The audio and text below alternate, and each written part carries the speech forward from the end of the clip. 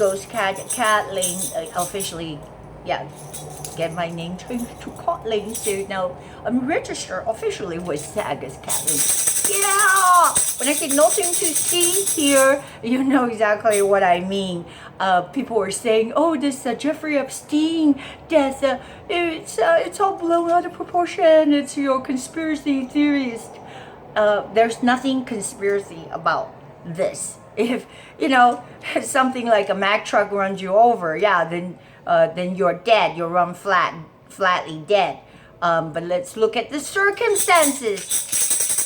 I have to say the circumstances that point the finger right at the cabal. Yes, I'm talking about the Obama-Clinton cabal, because they're in cahoots. I mean, even maybe the royal family. Who knows? Whoever that visited the little St. James Island, they're on the list of all the elites, so-called elites and royalties that they're supposed to dominate the world, the globalist. Okay, they're a bunch of pedophiles. That's really what it is. And this Jeffrey Epstein made a fortune. Did I say fortune? Yeah, pretty much. Set them up with whatever necessary, the flesh and blood that they want to please their little devilish fetishes with children. So he also managed to videotape, because the little St. James was totally wired to the wazoo. So this way that may be able to blackmail them. But let's just say they made a very big mistake, because you know how many times the Clinton gotten away with this ever since Whitewater, ever since the mysterious suicide of Vincent Foster, and goes on, and all of a sudden, like their staffer, the DNC staffer, what is his name? Rich, anyways, I can't remember his name. He was shot to death in Washington, D.C. I mean, just, it goes on and on and on and on. So I can picture it in his mind. I'm just saying, you don't have to be a conspiracy theorist to know somebody who is in such a high profile as Jeffrey Epstein. He's ready to talk and make a deal with the DOJ. And right before this happens, he's supposed to be the most watched personnel in this Metropolitan Correctional Center. Anyways, I've never been there, but you see the ominous picture outside of it, a place where they imprisoned El Chapo. These are big kahunas. They're not like little gangsters, the MS-13. Not to say that they're no biggie. They're very threatening to our country, threatening gangsters that promotes brutal violence. So they have to go. But what I'm saying, these are high profilers like El Chapo. They're international crime cartels. They're known internationally. So this is what I gather. Again, I'm not an expert. I'm sure that Bill Clinton or whoever that had put out this death warrant on Epstein probably call up the next day like, Guido, you fucked up, man. I pay you $10 million and you're not supposed to leave a mark on that motherfucker. So what had happened is, of course, Guido, I'm just calling him Guido. I don't know what his name. I don't know why I call him Italian, because, that's like a crime cartel. Italian sounds like a good name. Anyway, yeah, maybe because of Fredo, what's going on with Chris Cuomo. I mean, he calls himself Fredo, and then he gets so freaking offended because how dare you call me Fredo. So the point, let me like not to get sidetracked. The point I'm trying to make is that if they put out a hit, let's just say, assume they put out a hit on this Epstein. I mean, we don't know what truly happened. The setup was very good. The setup was that, he was already on suicide watch. How do we know? Did we see any marks, evidences of Epstein like trying to strangle himself, let's just say?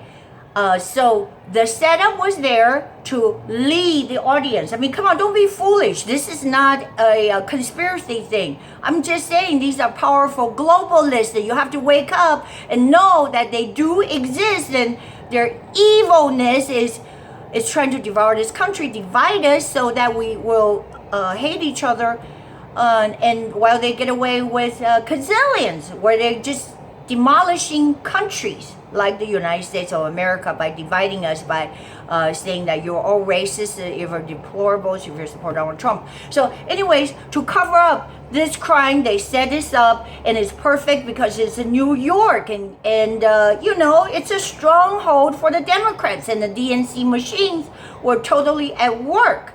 So that's why you don't hear anything from the mainstream media. Everybody concluded suicide. The report just came out, and I already knew it. The report, so-called the coroner or forensic report, is gonna rule that Epstein committed suicide by hanging, which I already knew, because that they have already set up the whole picture so that you will just go, oh, 1, 2, 3. You go, nothing really makes sense, but then voila, this is what the government tells you, so, nothing to see here. Go home, go. But I just thought it was funny, but, not because I saw The Godfather or, because Fredo was in the news. But it's funny that Clinton could have said, Guido, I want some of that money back because you're not supposed to leave a mark. So this is what happened. CBS did publish a report that the people next cell, all right, why don't you interview them? But CBS reported that the people next cell heard and saw these two guards went into Epstein's cell that morning, very fateful morning. I think it was Sunday. Anyways, I woke up shocked. Okay, not that I have affinity for Jeffrey Epstein or anything, but it's incredible that how this most wanted Carball testifier, a witness, and just gone. Okay. But we'll go back to the cell people. Says, yeah, we heard the struggle, we heard the shrieking. I'm not making this up. You can look it up. CBS did report that the people next door, because you can't hide. These bars are wide open. If you take a dump behind these bars, I mean, it's just a single cell. You have when you're in the maximum security or locked up in that kind of high profile anywhere. There's just a bed, a toilet, the sink, like you wash your face, and the black and white TV. They even have a drawing of that. But the cell folks next door, I don't know who they are, call them cell folks, they're also criminals, but they're probably fearful for their lives because they saw the two guards going in there, and then all of a sudden it's like, wow, God, you get the fuck off me! Like they hear all these things. There's probably a lot of echoes. Probably the whole floor heard it. So interview those people. What have they seen? You can't just drop in from a parachute in. You have to go through some of the cells. So they saw them. So why not we interview them, these people? And then this is like a total mafia crime scene. Something like that. But he does have a thick neck. Epstein have a thick neck. So this is what happens, right? One guy's like, oh fuck, and then the other goes, come on, Epstein, buddy, breathe, man, breathe. So it sounds like, right, a perfect setup, except for Epstein struggled so much in a small cell. It is probably very noisy. They have to be roughed, and they broke all these bones, the so-called hyoid bone, some other bones, I guess, whatever, by the Adam's apple. I mean, hey, I'm not a biologist, I'm not an expert, but according to what other experts in the field, in these kind of forensic field, they did say that many times that when the hyoid bone is broken, meaning there were trauma. There were not trauma outside force. You can't possibly, and why would he be in a cell with a bunk bed and they move the guy? I guess he was also some kind of killer or some or 4 or 5 murder or something like that. I think, I don't know his name, is some kind of an Italian name. I mean, all these things, pretty much they do not add up to suicide. It doesn't. I mean, you have to be a freaking moron to say, oh yeah, he was able to use the paper sheets, because you know, after people try to commit suicide with the sheets, you think it's that easy? Try to put a sheet around your neck and see how hard it is. I mean, even if you have a place like a hinge or something to hang yourself, it is not that easy, because the so-called the strangle, if you know, if you're at one point you're like, you're really struggling, then this is what happened. Our human instinct do kick in, because your body wants to survive. Even though if you try to kill yourself, your body's like, I need that breath of air. So this is, you know, this is just really like nothing add up to the end to say that Jeffrey Epstein committed suicide successfully by using some paper-thin sheets or whatever. I don't know how thick are the sheets, but let's see it. I want to see it, because really the protocols, if it is true somebody tried to commit suicide with sheets, you think all government, I mean not government, whoever in correction center would be foolish enough if this important criminal can bring down like the whole presidency cabal from the previous administration, right? Except for in New York, this happened. Well, because the criminals, well, what do you call the crime family?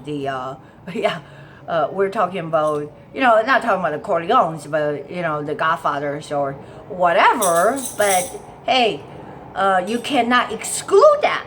The Federal Hills, right? You know, the crime family. So there are, when I say the crime families, there are lots of hired guns available for a good fortune, a good amount of money. So we should interview the guards. Why not? There's interviews. Why not interview the people that were next to Epstein's cells, even the whole floor, because they could hear it. What happened? What was shrieking? Go on CBS.com.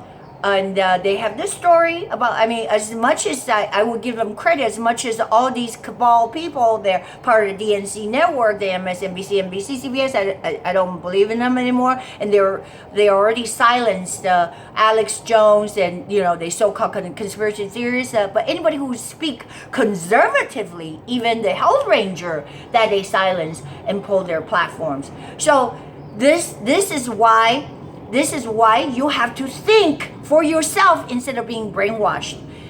Jeffrey Epstein did not commit suicide. He was murdered. And I can guarantee you right now that these cabal people, whatever the Clinton crime family, they're probably shaking a little bit in their boots, because these guys went in there, did not expect so much struggle from Jeffrey Epstein, and broke these bones, which they're not supposed to break, because what the forensic, like from other cases, the evidences have like demonstrated that other inmates, not in particularly that facility, there are other people that were in prison, because there was like some case in Virginia, some kid, they say they found him committed suicide, strangled in his cell, but then they found out when the hyoid, or whatever you call that, the bone, like the collar, under the collar in between here, was broken, so it snapped. It's very likely that guy was strangled, and he had not just that bone broken. There were other bones that were broken, and if you're just trying to strangle yourself, I just don't see how a short bed, they say it's a bunk bed. Why would you put a guy in a bunk bed? Anyways, and then he lunged forward or something like that. They're just trying to make it sound like, this is the same position that Robin Williams killed himself. That somehow that when he lunged forward, that enough force or trauma can strangle him. Anyways, it's a big cover-up, okay? I'm just saying, I'm not buying it.